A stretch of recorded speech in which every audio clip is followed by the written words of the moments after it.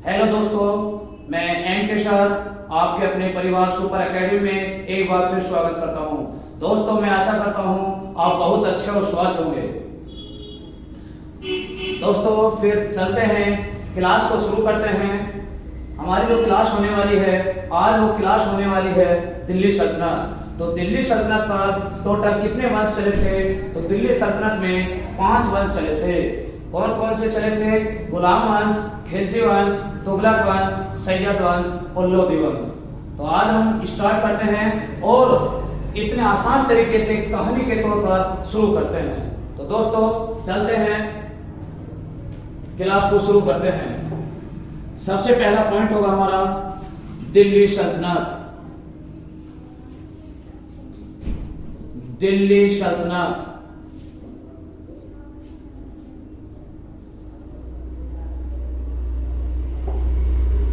जो दिल्ली सल्तनत का शासन काल रहा था, वो दिल्ली सल्तनत 1206 ईस्वी से 1526 ईस्वी तक दिल्ली सल्तनत चला था।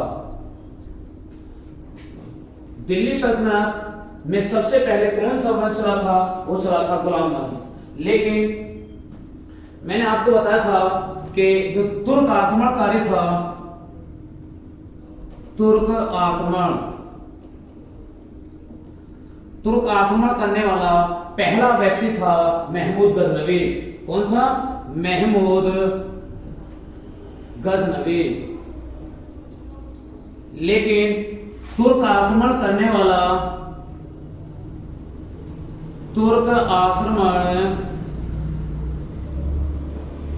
वाला दूसरा व्यक्ति था मोहम्मद गोरी।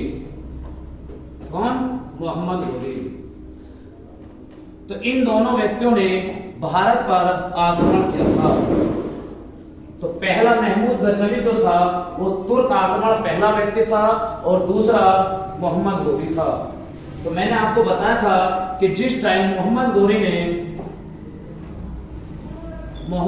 ने जिस टाइम आक्रमण किया था, तो सबसे अंतिम आक्रमण मोहम्मद गोरी का जो था, वो तराइन का दूसरा युद्ध पृथ्वीराज चौहान के विरुद्ध किया था, जिसमें मोहम्मद गोरी पृथ्वीराज चौहान की हत्या कर देता है। उसके बाद 1194 ईस्वी में, कितने में? 1194 ईस्वी में मोहम्मद गोरी ने राजा जयचंद के विरुद्ध आक्रमण किया और राजा जयचंद की भी हत्या कर दी थी। तो जो मुख्य युद्ध रहे हैं वो मोहम्मद गोरी के, एक तो रहा है कि 1191 ईस्वी में तराइन का प्रथम युद्ध, और दूसरा तराइन का द्वितीय युद्ध 1192 ईस्वी में, और तीसरा था जो 1194 ईस्वी में राजा जयचंद के विरुद्ध। 1194 ईस्वी में राजा जयचंद की हत्या करने के बाद 1194 ईस्वी में मोहम्मद गोरी अपने गुलाम और दामाद को, मोहम्मद गोरी का गुलाम व दामाद कौन था? कुतुबुद्दीन ऐबक। कुतुबुद्दीन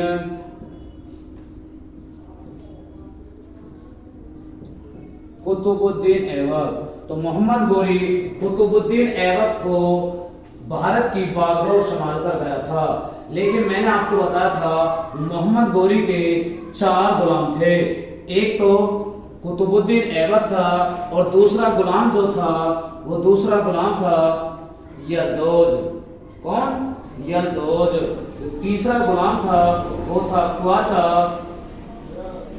और जो चौथा गुलाम था वो था बख्तियार खिलजी।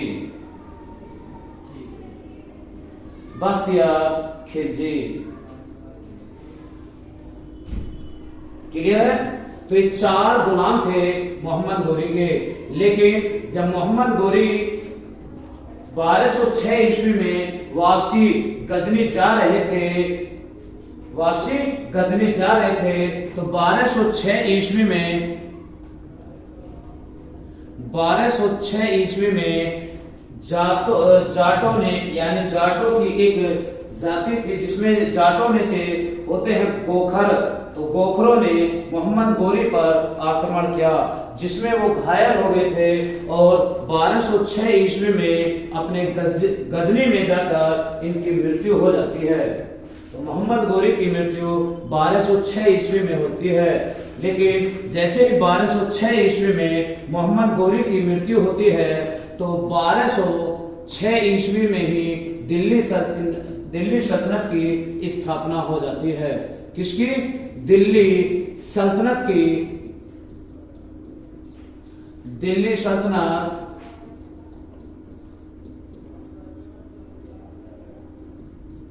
की स्थापना हो जाती है और जो दिल्ली सल्तनत का जो कार्यकाल रहता है वो 1206 ईस्वी से 1290 ईस्वी तक रहता है। सॉरी, दिल्ली सल्तनत जो था वो 1206 ईस्वी से 1526 ईस्वी तक रहता है। अब हम इसको दिल्ली सल्तनत को आज बिल्कुल बहुत आसान तरीके के साथ समझाने वाले हैं। तो ध्यान देना दोस्तों, हम एक ट्रिक के साथ समझाते हैं। जीके तो सरल लगती है।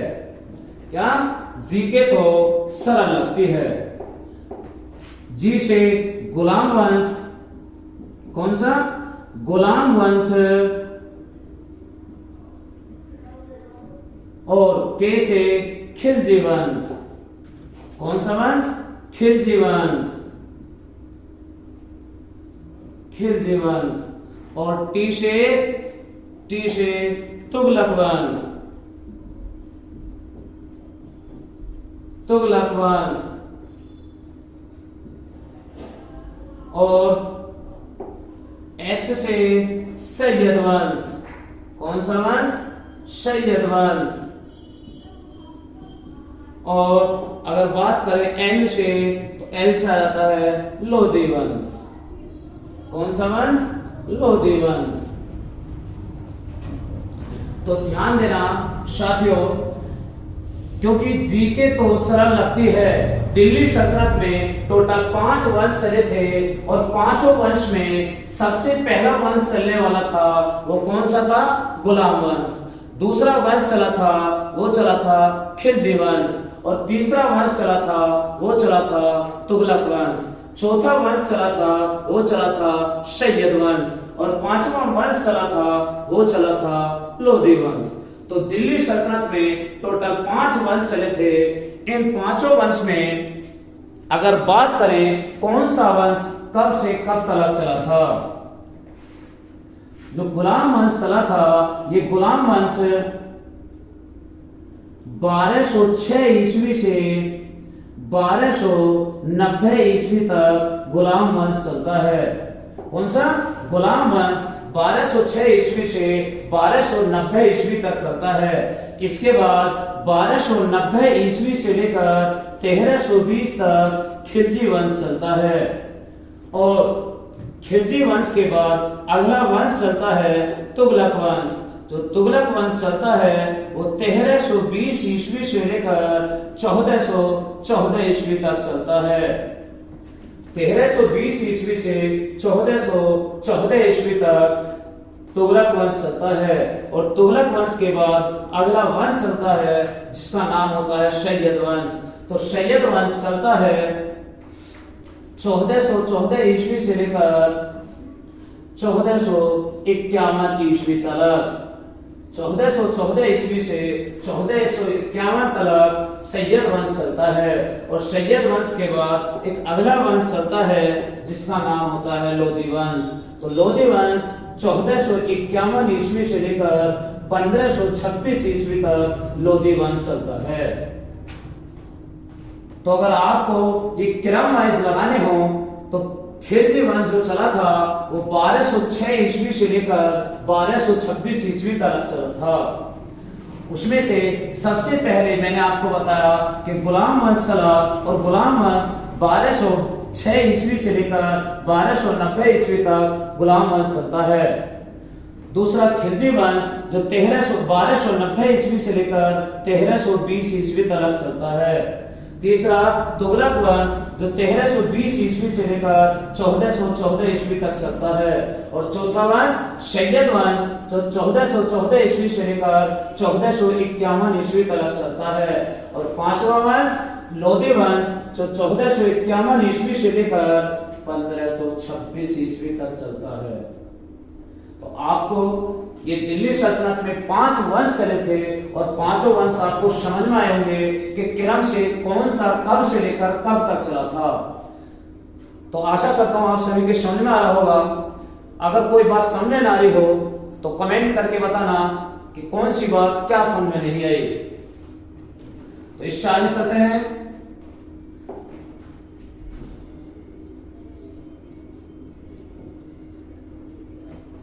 दिल्ली सल्तनत, क्या दिल्ली सल्तनत। ये दिल्ली सल्तनत में अगर हम बात करें सबसे पहले किसने इसकी स्थापना की थी, तो दिल्ली सल्तनत में सबसे पहले जो मैंने आपको बताया है कि जीके तो सरल लगती है, तो इसमें सबसे पहले चलता है वो चलता है गुलाम वंश। कौन सा वंश? गुलाम वंश। अब बात करें गुलाम वंश में भी कितने राजाओं ने शासन किया, तो गुलाम वंश चलता है 1206 ईस्वी से लेकर 1290 ईस्वी तक। कौन सा वंश चलता है? ये चलता है गुलाम वंश। समझ में आई होगी बात। इस गुलाम वंश में कितने राजाओं ने शासन किया था, तो सबसे पहले देखते हैं। सबसे पहले शासन करने वाला जिसमें गुलाम वंश की स्थापना करता है वो करता है कुतुबुद्दीन ऐबक। कौन? कुतुबुद्दीन ऐबक। अगला राजा राज करता है जिसका नाम होता है कुतुबुद्दीन ऐबक का बेटा बहराम शाह। कौन? आराम शाह। आराम शाह। और आराम शाह के बाद गुलाम वंश का अगला शासक बनता है वो होता है इल्तुतमिश। कौन? इल्तुतमिश। इल्तुतमिश के बाद अगला गुलाम वंश का शासक बनता है, इल्तुतमिश के बाद बनता है रुकनुद्दीन। कौन? रुकनुद्दीन फिरोज।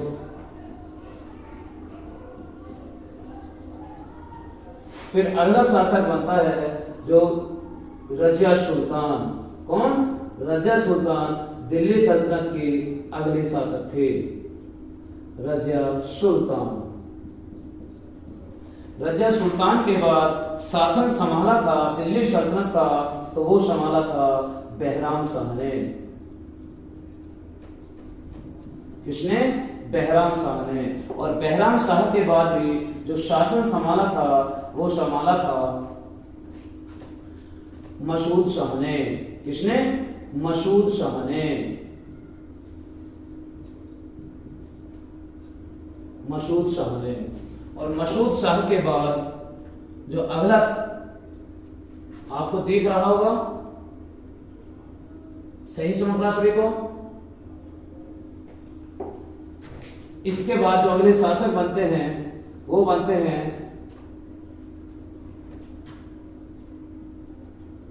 नसरुद्दीन।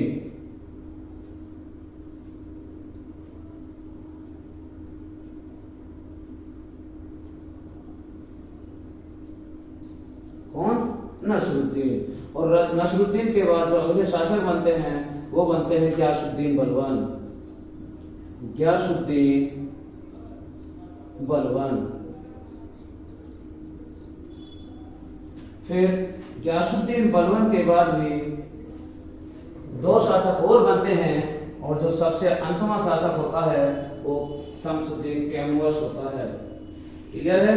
तो अगर हम बात करें इनमें भी जो गुलाम वंश में ये राजाओं ने राज किया था, लेकिन अगर हम बात करें दिल्ली सल्तनत में किस टाइम से किस टाइम तक राजधानी कहां रही थी, किस टाइम से किस टाइम तक राजधानी कहां रही थी, तो बात करते हैं राजधानी के बारे में। तो राजधानी में सबसे पहले 1206 ईस्वी से लेकर 1210 ईस्वी तक, 1206 ईस्वी से लेकर 1210 ईस्वी तक दिल्ली सल्तनत की जो राजधानी रही थी वो रही थी लाहौर। कहां? लाहौर। और 1210 ईस्वी से लेकर 1214 ईस्वी तक राजधानी रही थी बदायूं। क्या? बदायूं। और 1214 से ईस्वी से लेकर 1327 ईस्वी तक कहां रही थी? दिल्ली। 1214 ईस्वी से लेकर 1327 ईस्वी तक दिल्ली सल्तनत की राजधानी रही थी दिल्ली।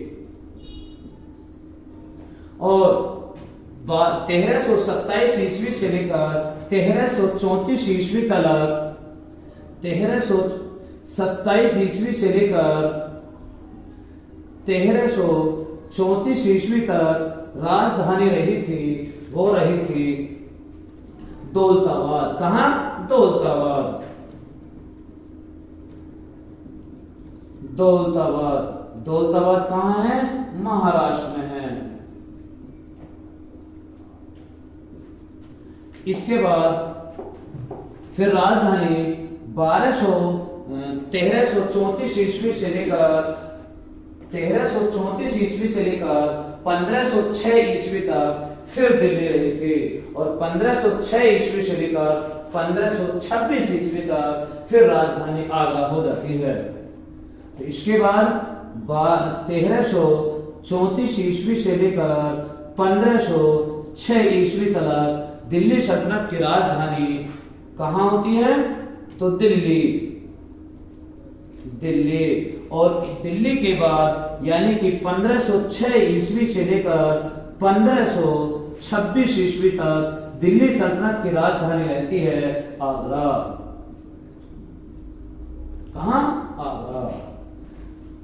तो दोस्तों आपको दिख भी रहा होगा कि मैं इतनी डीपली लेकर चल रहा हूं कि कोई क्वेश्चन नहीं छूट पाए, कोई क्वेश्चन नहीं छूट पाए। तो पहले हमने आपको समझाया कि दिल्ली सल्तनत में टोटल कितने वंश चले थे? वो 5 वंश चले थे। कितने वंश चले थे? तो दिल्ली सल्तनत में टोटल 5 वंश चले थे। उन 5 वंश में कौन कौन से वंश थे?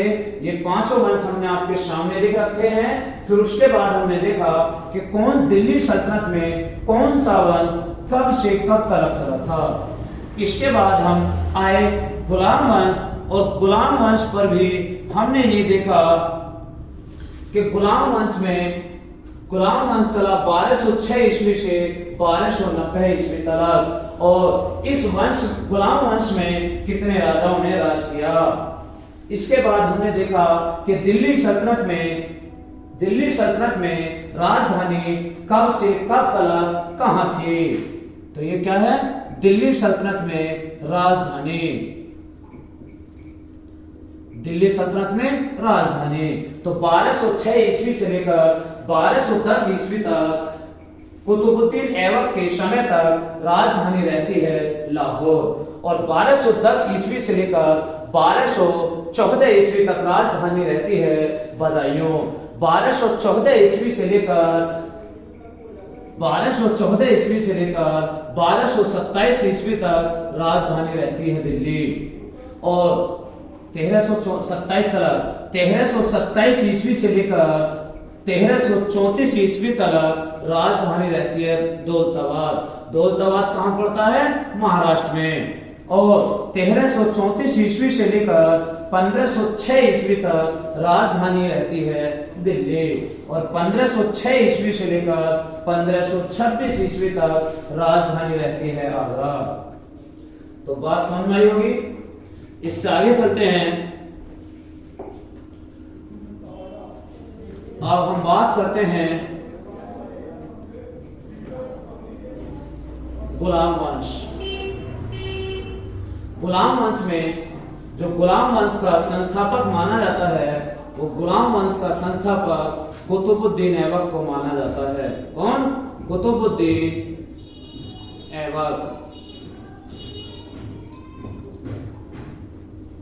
कुतुबुद्दीन ऐबक का क्या अर्थ होता है? तो कुतुबुद्दीन ऐबक का अर्थ होता है चंद्रमा का देवता, चंद्रमा का देवता। आपने देखा होगा कि कुतुबुद्दीन ऐबक को जब मोहम्मद गोरी दिल्ली सल्तनत यानी कि मोहम्मद गोरी जब भारत की बागडोर को संभाल कर गया था, तो कुतुबुद्दीन ऐबक ने सबसे पहला काम किया था 1194 ईस्वी में इसने कुव्वत उल इस्लाम मस्जिद का निर्माण करवाया था। कुव्वत उल इस्लाम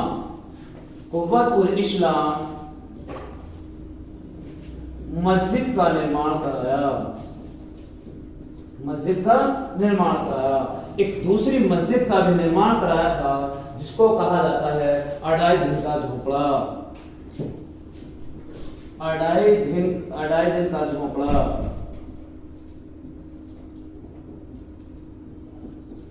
तो ये झोपड़ा, ये मस्जिद कहाँ है? ये राजस्थान के अजमेर में है। कहाँ? राजस्थान के अजमेर में है। लेकिन अगर हम बात करते हैं जो कुतुबुद्दीन ऐबक है, कुतुबुद्दीन ऐबक को एक अन्य नाम से भी जाना जाता है, जिनका नाम आता है लाख बख्श। क्या? लाख बख्श।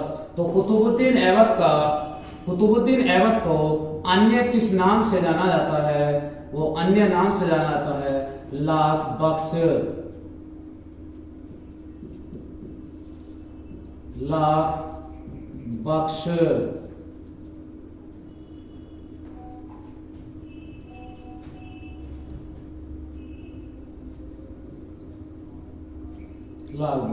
लाख बख्श इनको क्यों कहा जाता था? क्योंकि कुतुबुद्दीन ऐबक जो थे वो दिल्ली की जनता को लाखों का दान करते थे। तो दिल्ली की जनता में लाखों का दान देने के कारण कुतुबुद्दीन ऐबक को लाख बख्श की उपाधि दी गई। तो बात समझ आ रही होगी सभी के। अगर किसी को कोई बात नोट करनी हो जल्दी नोट करिए, फिर आगे चलते हैं।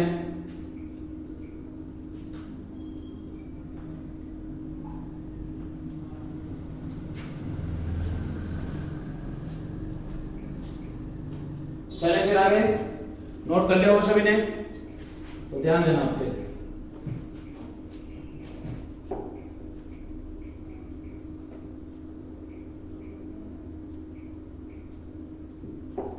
कुतुबुद्दीन ऐबक ने अपने समय में बदायूं का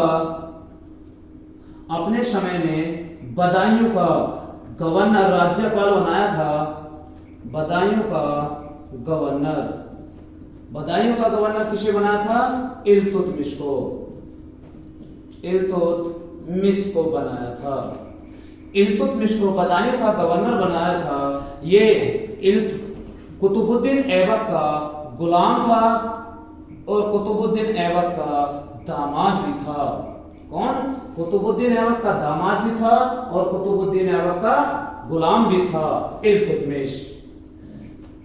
कुतुबुद्दीन ऐबक की जो मृत्यु होती है वो लाहौर में चौगान पोलो खेलते समय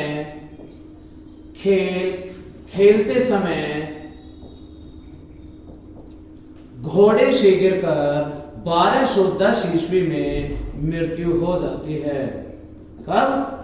1210 ईस्वी में घोड़े से गिरकर मौत हो जाती है। चले फिर इससे आगे।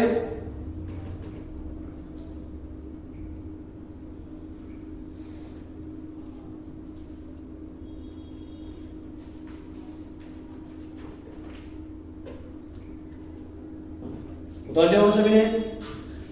फिर हम स्टार्ट करते हैं इसके बाद इल्तुतमिश। देखो कुतुबुद्दीन ऐबक की मृत्यु हुई थी 1210 ईस्वी में चौगान पोलो खेलते समय। जिसको चौगान पोलो खेल जो खेला जाता है वो घोड़े पर बैठकर खेला जाता है। तो कुतुबुद्दीन ऐबक की मृत्यु के बाद अगले शासक जो बनते हैं वो बनते हैं कुतुबुद्दीन ऐबक के बेटे आराम शाह। कौन? आराम शाह। लेकिन आराम शाह जो रहते हैं वो कुछ ही समय यानी 8 महीने तक अपना कार्यभार संभाल पाते हैं। आराम शाह ने सिर्फ शासन कितने महीने किया था? 8 महीने। और इसको आराम शाह को किसने मारा था? वो इल्तुतमिश ने मारा था, क्योंकि इल्तुतमिश ये चाहता था कि मैं कुतुबुद्दीन ऐबक का गुलाम हूं और ये गुलाम वंश चल रहा है। जैसे मोहम्मद गोरी का गुलाम था कुतुबुद्दीन ऐबक और कुतुबुद्दीन ऐबक का गुलाम इल्तुतमिश। तो इल्तुतमिश ये चाहता था कि मैं कुतुबुद्दीन ऐबक की मृत्यु होने के बाद गद्दी पर बैठूं मैं, लेकिन कुतुबुद्दीन ऐबक का बेटा चाहता था कि सल्तनत मेरे हाथ में आए, क्योंकि वो उसका बेटा था और इल्तुतमिश चाहता था कि ये एक गुलाम वंश चल रहा है, तो इसलिए सल्तनत आए मेरे हाथ में। तो आराम शाह की हत्या कौन करता है? इल्तुतमिश। और गद्दी पर बैठ जाता है 1211 ईस्वी में। कब? 1211 ईस्वी में। 1211 ईस्वी में इल्तुतमिश गद्दी पर बैठ जाते हैं।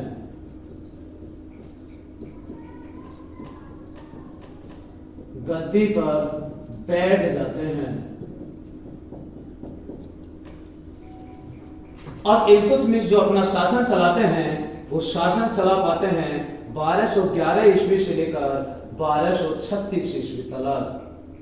लेकिन 1236 ईस्वी में इल्तुतमिश की मृत्यु हो जाती है। लेकिन अब हम जो इल्तुतमिश समझाएंगे वो नेक्स्ट क्लास में समझाएंगे।